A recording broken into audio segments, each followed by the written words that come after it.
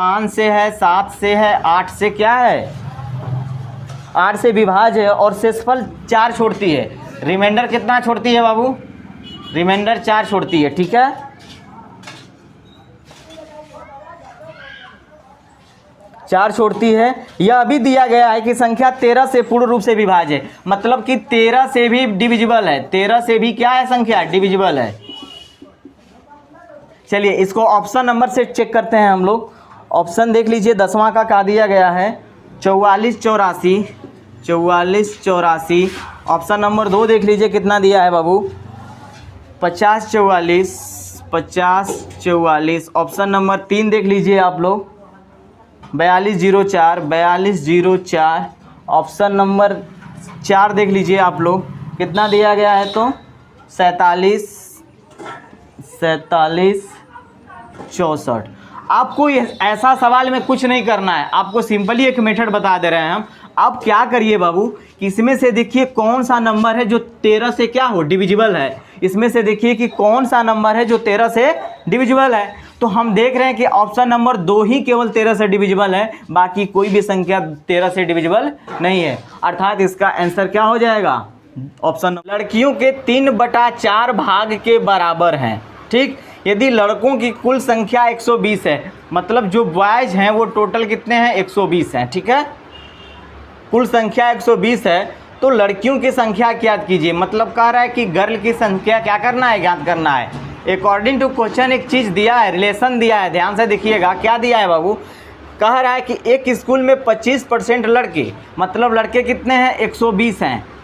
और कह रहा है कि 25%, 25 बाई कितना हो जाएगा, 25% यहाँ पे लिखिए, ठीक है, 25%, ठीक। लड़कियों के 3/4 भाग के बराबर हैं।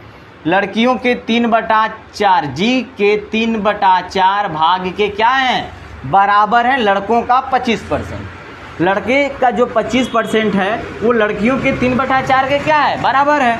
आप बताओ कि फ्रैक्शन में 25% का वैल्यू क्या होता है। मैंने आपको बताया था कि 120 ये हो जाएगा, मल्टीप्लाई फ्रैक्शन में 1/4 होता है, और जी बराबर कितना हो जाएगा, 3/4, ठीक है।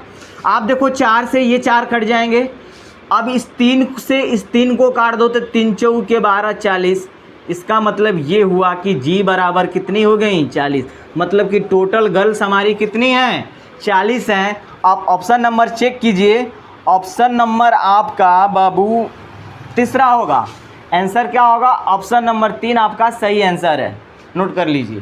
कि यहाँ पे आपको डाउट लग रहा है, वो पहले दे दिया है, ये रिलेशन दिया है कि बी का 25% बराबर हैं जी के 3/4 भाग के। ये रिलेशन आपको दिया हुआ है, बस मान रख दीजिए, आपका आंसर आ जाएगा। तो इतना से गुजरने वाले रेखा का समीकरण ज्ञात कीजिए, ठीक है। देखिए बिंदु कितना दिया है बाबू,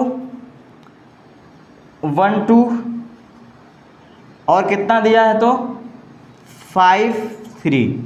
देखिए रेखा का समीकरण क्या होता है बाबू, याद कर लीजिएगा, x माइनस x1 बटा में y माइनस y1 बराबर x1 माइनस x2 बटा में y1 माइनस y2। ये रेखा का समीकरण होता है, ठीक है, रेखा का समीकरण, ठीक।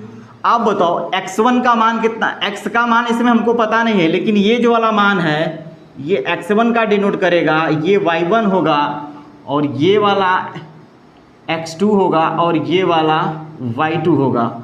तो हम कह सकते हैं x माइनस x1, x1 कितना हो गया 1, y माइनस y1 कितना दिया है बाबू, तो 2 दिया है, 2। x1 तो हमारा 1 था, माइनस x2 कितना है तो 5 है, ठीक। y1 कितना है बाबू, तो 2 है, और माइनस कितना है y2, 3 है। आप इसको सोल्व करो तो ये हो जाएगा x माइनस 1 y माइनस 2 बराबर, ये हो जाएगा -4 बटा में, चिन्ह माइनस में नहीं दिया था, एक बार देख लेना, ठीक है। ये 2 3, ये भी कितना आ जाएगा, -1 आ जाएगा। तो देखिए ये माइनस से माइनस ख़त्म हो जाएंगे। अब क्रॉस मल्टीप्लिकेशन कर दीजिए, तो 4 का इसके साथ, 1 का उसके साथ, x माइनस 1 4, तो 4y माइनस 8। तो आप कह सकते हैं कि x माइनस 4y -1 था, ये 8 आ जाएगा तो प्लस कितना हो जाएगा 7 बराबर 0। ये आपका क्या हो जाएगा आंसर हो जाएगा। ऑप्शन नंबर कौन सा सही होगा बाबू? इसका ऑप्शन नंबर 2 आपका सही आंसर है। ऑप्शन नंबर 2 आपका क्या होगा सही आंसर है। देखिए दो बिंदुओं से गुजरने वाले रेखा का समीकरण का फॉर्मूला ये होता है, आप याद रखिए, आपको 2 अगर पॉइंट दिया रहे, इन दोनों पॉइंट से अगर कोई रेखा गुजरती है तो उसके समीकरण का एक फॉर्मूला ये होता है। ठीक के लिए 10% ब्याज दर पर आर एन बराबर कितना दिया है 2, आर बराबर कितना दिया है 10% दर पर एसआई 500 रुपया है, मतलब एसआई कितना दिया है तो 500।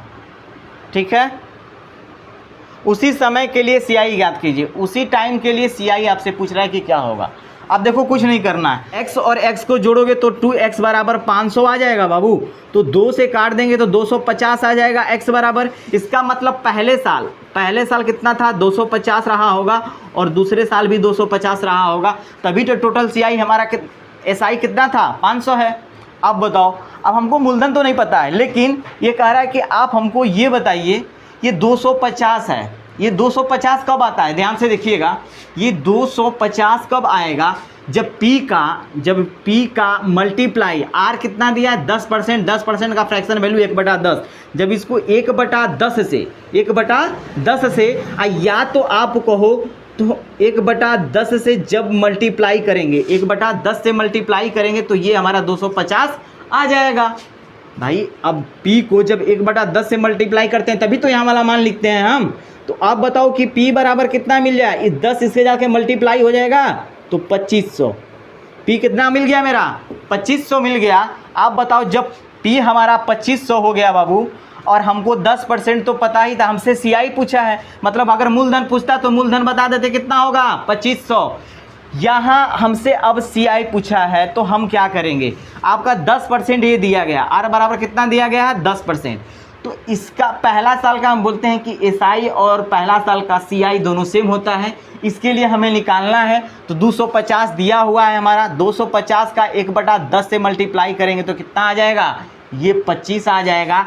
तो ये टोटल ही तो हमारा सीआई कहलाता है। तो 250 कितना हो गया 500 और 25 जोड़ दिए तो ये हमारा कितना हो जाएगा टोटल सीआई, मतलब कि 525। और मूलधन पूछता तो कितना हो जाता बाबू, मूलधन बराबर 2500। ये याद करिए। ऑप्शन नंबर चेक कीजिए किस में है, ऑप्शन नंबर पहला आपका सही आंसर होगा। ठीक है, देखिए एक वस्तु है उसका एमआरपी कितना दिया है बाबू, तो 100 दिया है। बस एक दुकानदार एक निश्चित दर पर छूट देने के बाद ऐसे 3 वस्तुओं को, हालांकि एक वस्तु का अंकित मूल्य 100 रुपया है और एक दुकानदार एक निश्चित दर पर छूट देने के बाद ऐसे 3 वस्तुओं को इतना रुपए में बेचता है। देखिए एक वस्तु का था ना, ये एक वस्तु का एमआरपी 100 था, तो 3 वस्तु का एमआरपी कितना होगा बता सकते हो आप? 300 हो जाएगा। एक का 100 तो 3 का कितना 300 हो जाएगा। अब उसके बाद क्या करता है, ऐसे 3 वस्तुओं को 274.50 रुपये में बेचता है। एसपी कितना दिया है, एसपी कितना 274 पॉइंट कितना बाबू 50। आप बताओ डिस्काउंट कितना का दिया होगा बाबू, तो 300 था, उसमें से 274.5 आपने छूट दे दिया तो कितना डिस्काउंट आएगा 0.5 पॉइंट। यहाँ पे क्या बचा बाबू, 9 में से 4 जाएगा तो कितना बचेगा 5, 9 में से 7 जाएगा तो 2, ये क्रॉस हो जाएगा, मतलब 25.5 कितना आएगा 25.5 बेचता है। तो दुकानदार द्वारा दी गई छूट की दर ज्ञात कीजिए। इसका दर पूछ रहा है कि इसकी दर क्या होगी, छूट की जो दर है वो क्या होगी। तो ये बताओ छूट कितना आया है, छूट की दर तो 25 आया, 25% का 25/5, ठीक है। कितने पे छूट किस पे दिया है, एमआरपी पे दिया है। एमआरपी तो मेरा 300 था ना, 300/100। अब इसको कर दो, इससे कितना हो जाएगा 2 0। अब इसको भाग दे दो बाबू, तो 3 से 8 और 3 के 24 कितना बचेगा 0.15, तो 3 5 कितना होगा 15, 8.5 ठीक है, डिस्काउंट परसेंटेज आपसे पूछा है तो क्या होगा, अब लिख लो 8.5%। ऑप्शन नंबर कौन सा होगा, ऑप्शन नंबर चौथा आपका सही आंसर।